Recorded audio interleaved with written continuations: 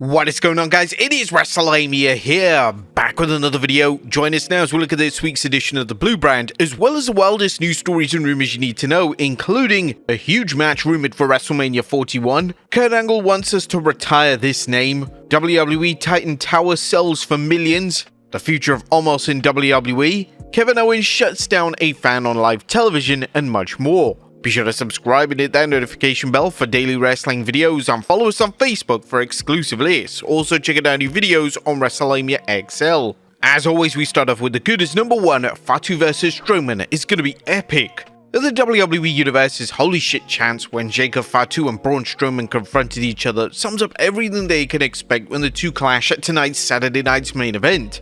This has all the markings of a slobber knocker, and if WWE is smart, they won't have either man go over the other, setting things up for an epic rematch. Number 2, giving the women's undercard time to grow. Does the WWE Universe still want to see the Mission vs Chelsea Green feud? Well, that's a tricky question, and one that WWE needs to explore carefully to avoid fans growing tired and this burnout affecting the wrestlers involved. That being said, WWE is doing everything right with the program to develop its women's undercard. Mission has received the most TV time she's ever had, while adding B-Fab as Mission's tag partner has given B-Fab more opportunities for TV time and in-ring time. Number 3, B-Fab's superstar presentation. Speaking of B-Fab, WWE is presenting her as a big deal. Her entrance and entrance gear give off the same vibe fans felt with Jade Cargill, and as Vince McMahon often said, perception is reality. Could this be the break B-Fab needs to break out as an in-ring talent? Number 4, LA Knight banger. LA Knight and Tama Tonga had another violent brawl, and while Knight's war with Tama and company is repetitive, the match was so good it made fans forget how many times the two sides have squared off against each other. Number 5, Kevin Owens is the master troll. Kevin Owens is clearly enjoying his current heel run, as seen by him wearing a Naomi t-shirt before his match against Naomi's husband Jimmy Uso. I mean, seriously, wearing your wife's merchandise before your match together is diabolical. But Kevin knows how to get under wrestlers' skin and that of the fans, but more about that in the news, which makes him one of the WWE's most underrated heels ever. Number 6, another fiery Cody promo. Cody Rhodes did it again last night, using his powerful promo skills to keep his feud with Kevin Owens seem like this generation's Rock vs Steve Austin. While Cody Rhodes' world title challenges have been uneven, the American Nightmare has consistently made each one sound like a strong contender, and last night's promo was no different, as Cody promised to hold nothing back when he faces Owens at the Royal Rumble. And some interesting trades. While the WWE doesn't seem to have thought things out in its execution of the trade window, which randomly pops up, it's led to some interesting moves, including The Miz and Damian Priest's move to Smackdown and A-Town Down Under's move to Raw, which will hopefully lead to their long-awaited breakup angle, hopefully turning Austin Theory babyface. That was a good. What about the baddest? Number 1, spoiling the Rumble. SmackDown doubled down with their stupidity by spoiling Charlotte Flair's appearance in this year's Royal Rumble. It was bad enough ruining the surprise of the Queen's imminent return, but now fans won't get one of the Rumble's most appealing aspects, that being surprise returns. Now sure, there'll still be some surprises, but it's hard to think of anything as big as that as the return of Charlotte Flair. Number 2, 3 hours is too much. 3 hours of SmackDown is clearly too much. WWE has a big roster on SmackDown, but for whatever reason it hasn't found compelling storylines to get its undercard over. As much as we hate to compare Triple H's creative run to Vinnie Mac's, fans have noticed the increasing number of filler matches with no storyline to them, and a chronic failure to develop new talent with less than a handful of exceptions. Number 3, tag matches are already getting old. Now we praise WWE for using its extra hour to spotlight its tag team division, but things are already getting stale. SmackDown has some strong teams, but the matchups between Motor City Machine Guns, A-Town Down Under, Los Garzas, and Pretty Deadly have done next to nothing to get fans interested in the teams, especially ones that need help like Los Garzas and Pretty Deadly. This is another situation where WWE really needs to reevaluate its booking, and a meaningless win for Apollo Crews.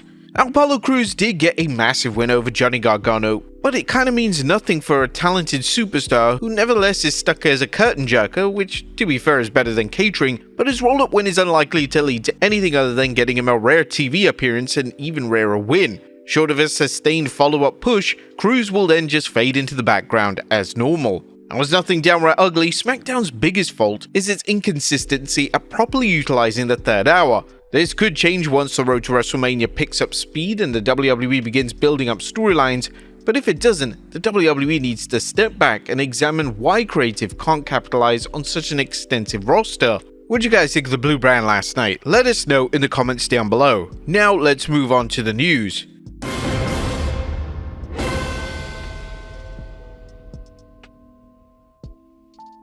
Our first story looks at a huge match for WrestleMania 41. The WWE Universe could be in for a women's match sure to blow the roof off the Allegiant Stadium at WrestleMania 41. Fightful Select reports that fans could finally see Rhea Ripley battle Bianca Belair, and it could happen on the grandest stage of them all. Rhea Ripley and Bianca Belair have often expressed their interest in facing each other in interviews, and they might actually finally get the chance to do so. Fightful Select has learned that Rhea Ripley vs Bianca Belair has been discussed for WrestleMania 41. WWE has largely kept these two apart other than occasional interactions. Fightful noted that Ripley was originally scheduled to battle Belair at 2022's Money in the Bank, but pulled out due to an injury. This is another example of the WWE teasing must-see matches before putting them into action. Past examples include Becky Lynch and Rhea Ripley crossing paths, along with Brock Lesnar and Gunther's brief dust-up at the Royal Rumble. Would you guys like to see these two titans clash at WrestleMania 41? Let us know in the comments down below. Next up, I've never seen a female sell like her.